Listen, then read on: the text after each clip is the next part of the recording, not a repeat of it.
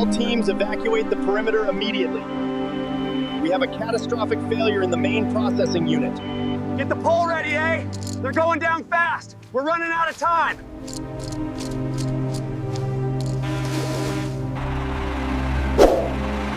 The final 17 minutes at SeaWorld Orlando orca attack. The Florida sun blazed mercilessly over SeaWorld Orlando, casting sharp reflections across the turquoise water. The stands were full, families leaning forward, phones raised, smiles wide. The music was bright, playful, almost too perfect for what was about to unfold. On the platform stood Claire Dawson, one of the park's youngest and most promising trainers. Her black wetsuit shimmered in the light as she knelt by the pool's edge, her calm expression hiding years of trust built with the massive creature below. With a single motion of her hand, she gave the signal. From the depths, Kairo, the 6-ton orca, rose like a living mountain of black and white. His dorsal fin sliced through the water as the crowd erupted in applause, the sound of awe filling the air. Cameras clicked. Children laughed. Claire smiled. Then, in the blink of an eye, everything changed. Kairo lunged upward again, his jaws snapping shut around Claire's arm. A flash. A violent splash. The audience gasped, confusion turned to horror as the upbeat music kept playing, absurdly cheerful against the nightmare unfolding below.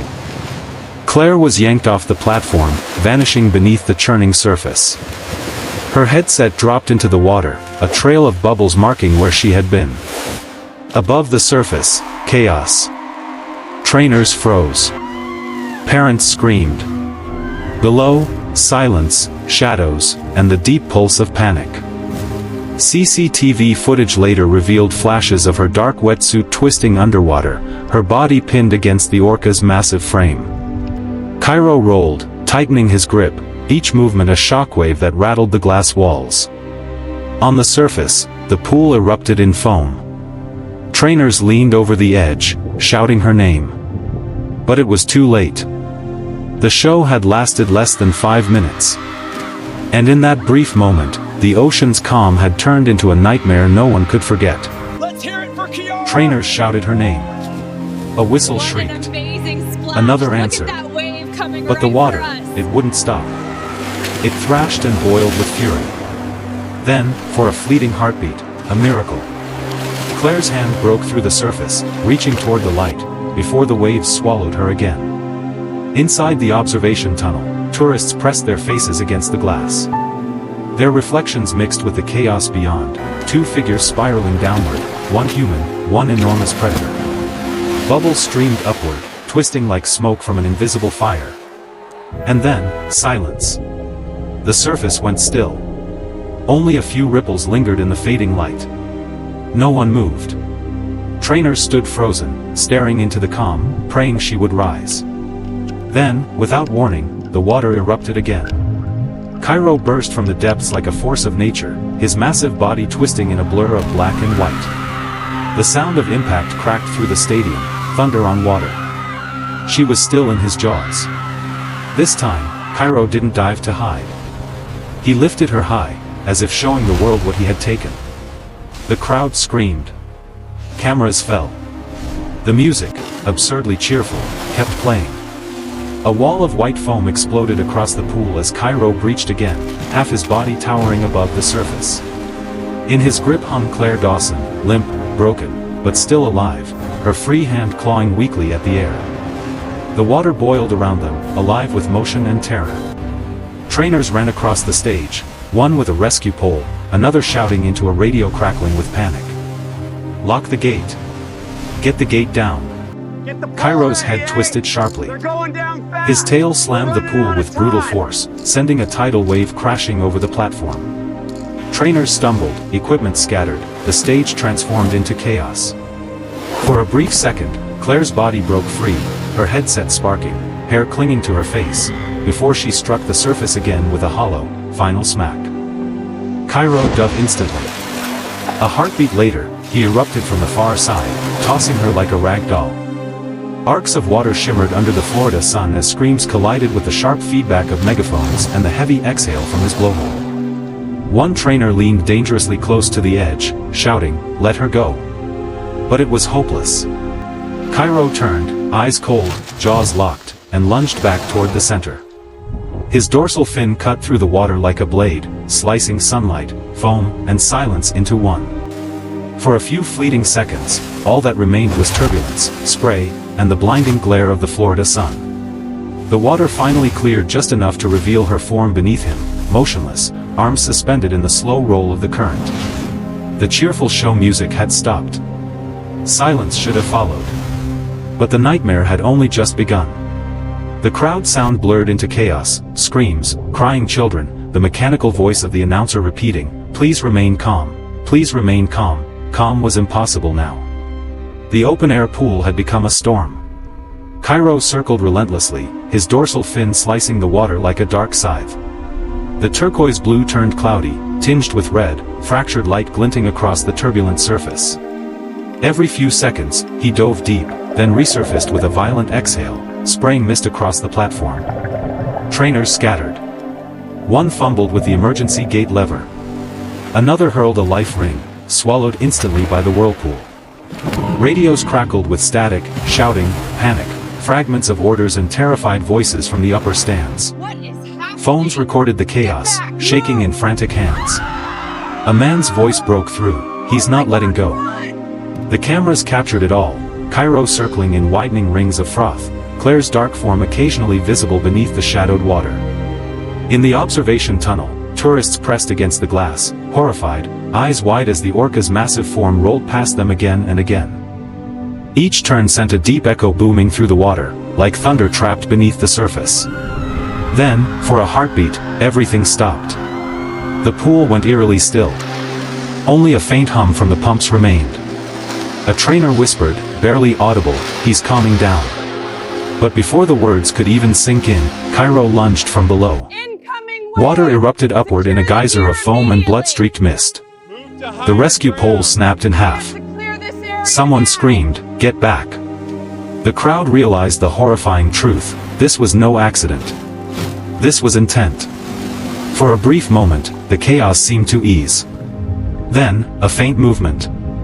A ripple broke the still surface. Claire Dawson reappeared near the ramp, coughing violently, hands slapping against the slick concrete. Blood and foam coated her shoulders as she fought to pull herself up. Trainers shouted encouragement, voices cutting through the chaos, Ciro's backing off. "Grab her!" But beneath her, a dark shape was rising again. In less than a heartbeat, Kairo surged from below, jaws wide. The water exploded upward. The crowd saw it happen, raw, unstoppable, and terrifying. Kairo struck with terrifying precision. His massive jaws clamped around her torso, lifting her entirely out of the water. For one horrifying instant, Claire Dawson hung suspended in midair, sunlight glinting off the streams of water cascading from her body. Her headset dangled from her neck, a blinking red warning. Gasps rippled through the audience. Then, for a fleeting second, the world seemed to slow. The music, the screaming, the chaos, all vanished into a muffled hum. Kairo whipped his head sideways with brutal force. Claire's body arched through the air and crashed onto the water with a flat, sickening crack. Spray shot 20 feet high. Children clutched their parents.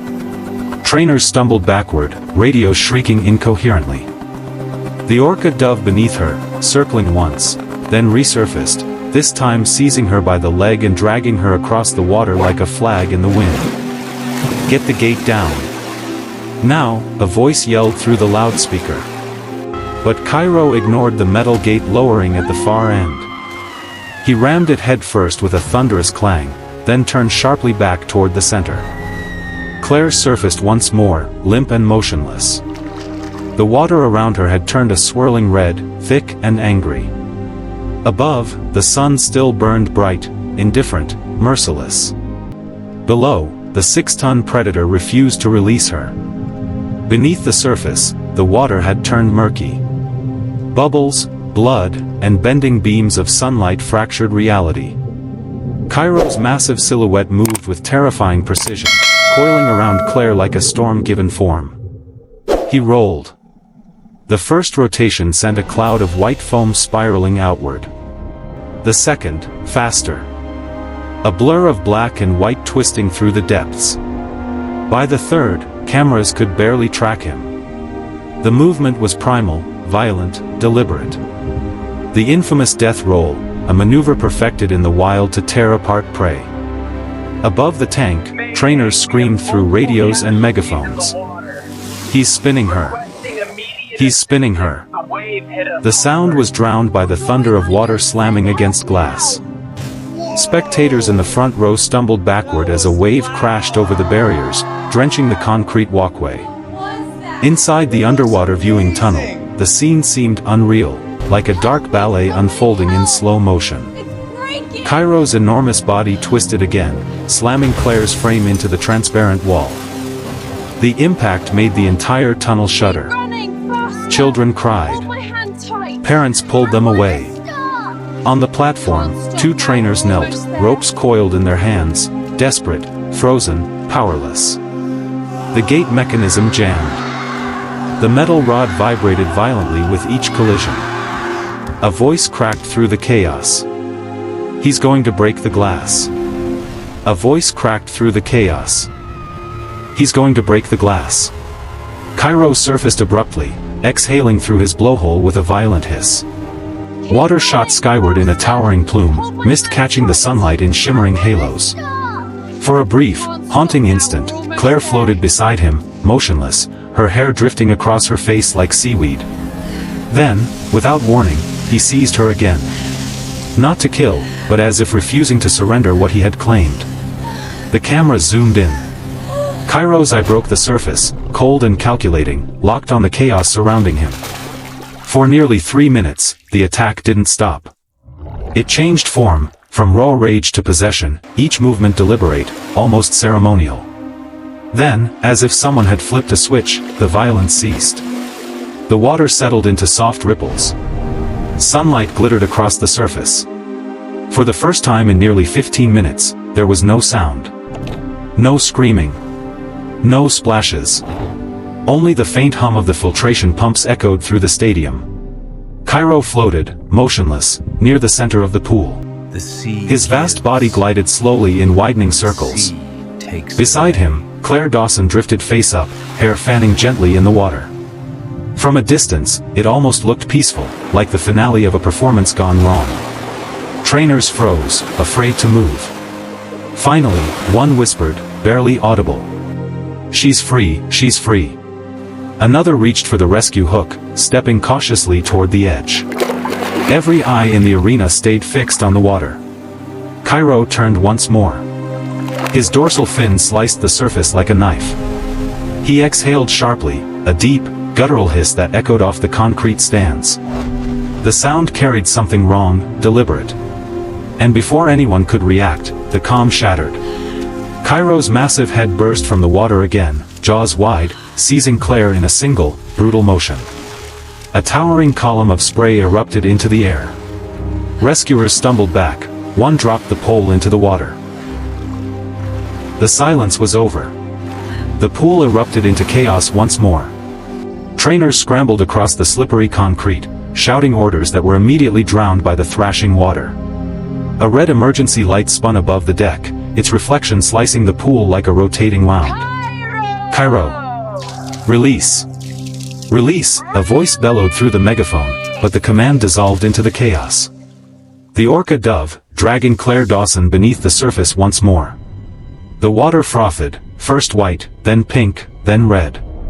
Two divers, clad in black suits and armed with long aluminum poles, leapt into the pool. But Kairo was already there.